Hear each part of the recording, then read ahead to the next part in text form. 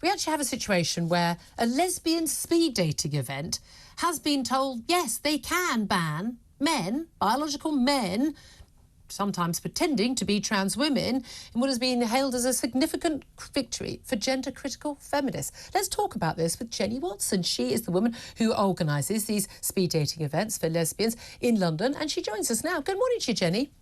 Hello. Hi. Hello. We live in a very funny, topsy-turvy world where anyone would even consider that this would be something up for debate. Let's take us back to, you've been organising these events in a bar in Bloomsbury in London for a while. But then you had a problem with, well, having expected gay women to turn up to these events, because that's who they're for, you found that other people were turning up. What happened?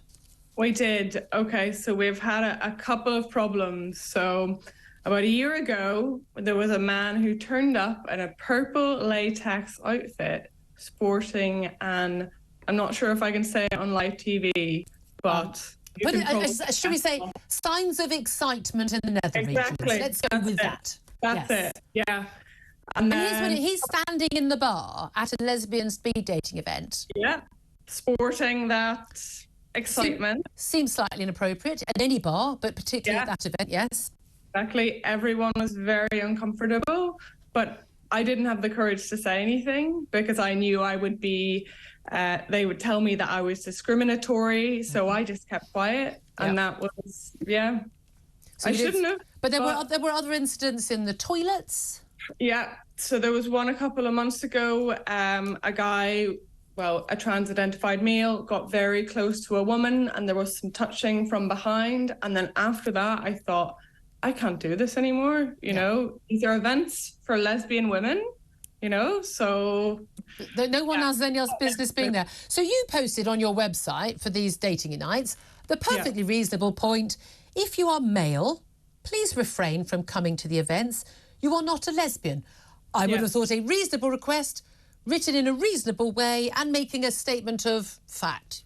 By definition, you can't be a gay woman if you're male. Of course, the trans... not trans community, there isn't a trans community, trans activists are trying to get upset. A complaint was made. What happened then? So they complained to my employer, and there's... Your employer? What's it got to do with your employer?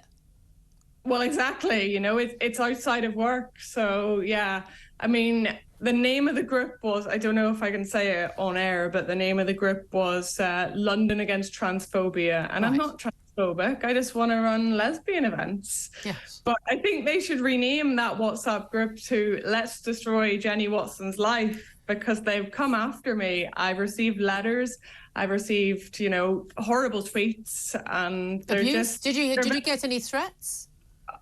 So many, yeah. But I mean, violent, often I've seen lots of threats that come out, violent sexually sort of based threats against you. Yeah, I don't know if you've seen one of them online. One of them was about, again, I don't know if I can say this live. If you're not sure, don't, because you're just getting in a lot of trouble. Well, it was a sexual comment, and it was... And all you've done is just wanted to protect women who just wanted to meet other women. And we've heard a lot about websites, dating websites, where a lot of men are going on, they've got beards, for goodness sake, 6-foot men with beards, saying, I'm a trans woman, I want to date other women, I'm gay, I'm a lesbian, and basically saying to these, but often young women, maybe just first, braving their sexuality and coming out, and saying you're transphobic if you won't date a trans woman with a penis. And so they're coerced into accepting this, and that's not right. It's not. So what has happened then? You have the LGB Alliance, fantastic group representing gay, lesbian and bisexuals.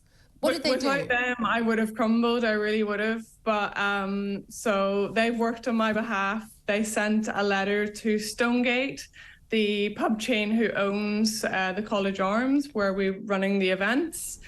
And on Thursday, we got a response. And to conclude, to summarise, love won, because we have now been uncancelled.